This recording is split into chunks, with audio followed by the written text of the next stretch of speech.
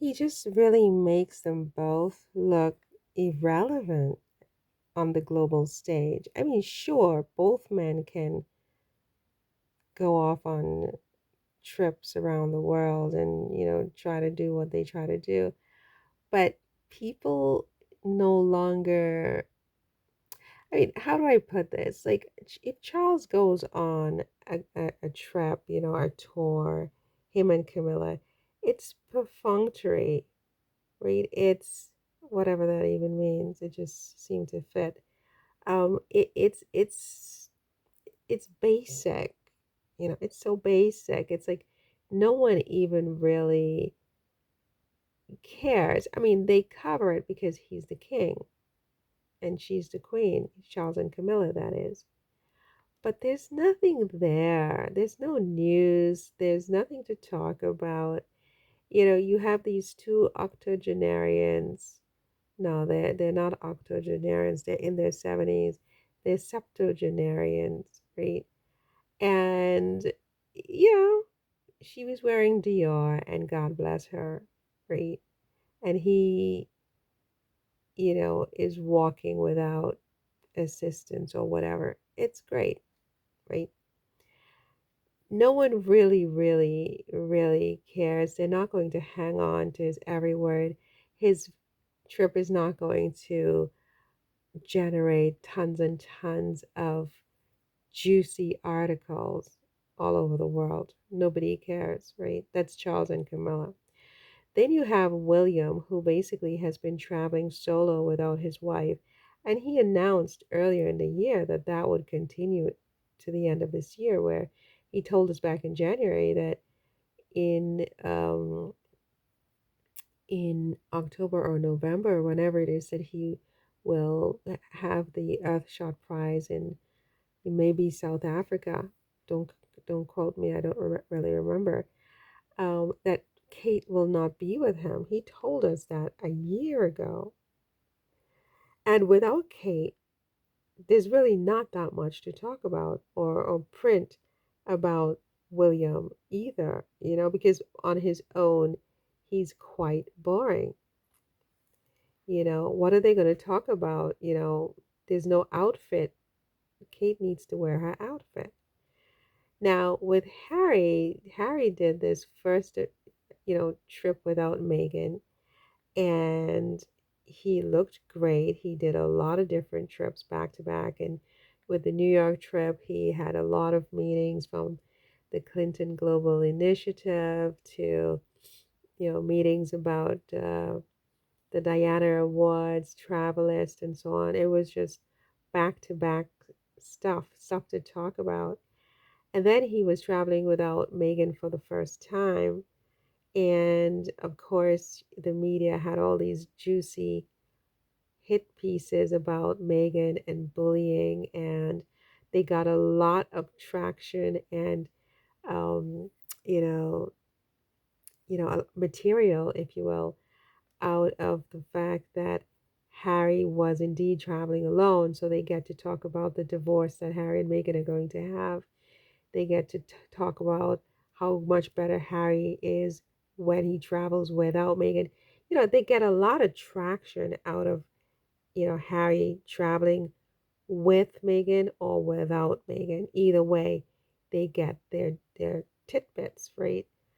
So so there's that. But this is really about how Harry has eclipsed both Charles and William, and Harry's new reputation, his emerging reputation as a global statesman has really gotten under the skin of both Charles and William, but maybe especially William, because Charles is old. He knows he doesn't have energy. His monarchy, his reign as monarch, I should say, is pretty blah. It's blah. Like, who cares? Who cares, right? And he's just sitting tight. Just sit tight and just let things be, because there's not much he can really do to shine up this monarchy, right? And this monarchy, in my opinion, needs to be shined up. They need to shine this up, right? Charles can't do it, right? So there's that. So he's eclipsed immediately in that regard. And William, poor William, is his father is blah, and he is like a dud.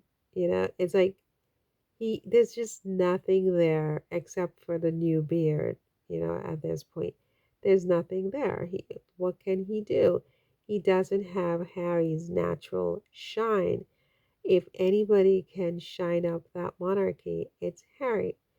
And they all know it. And Harry, not only do they know it, but now he's like literally being called a global statesman by everybody. And the palace is just like, oh, this is the last straw for them, right? So they're sending out all these hit pieces that he can't be a global statesman without our approval. Yeah, which is like a joke. It's like the biggest joke since, you know, I don't know when was the last big joke. I mean, it's like a big joke, right? um, Harry is already a global statesman.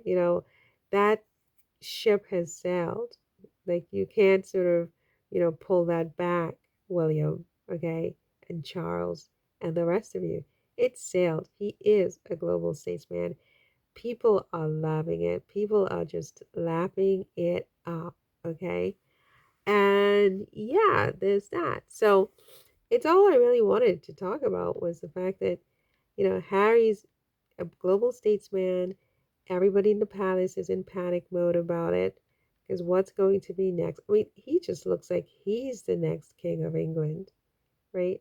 I mean, more and more and more. It's just absolutely amazing. So they can't get to Harry. They try to tear his wife down, tear her to bits, and use both Harry and Meghan as a cover for so many of their inadequacies, right? So many of their misses. They miss a lot. They get no hits. Only the only hits they get is when they hit Harry and Meghan with hit pieces. But other than that, they only have misses, right? And it's their own fault really for not using their imagination and their resources to drum up something that is interesting to the public, create interesting content. The fact that William went to a ball game is not interesting, or Kate went to the ballet, it's not interesting. Create something interesting, be interesting, and they can be interesting without being, vipers, who try to destroy someone else because that person is just naturally interesting. And it's not interesting to just copy everything Harry and Meghan do either.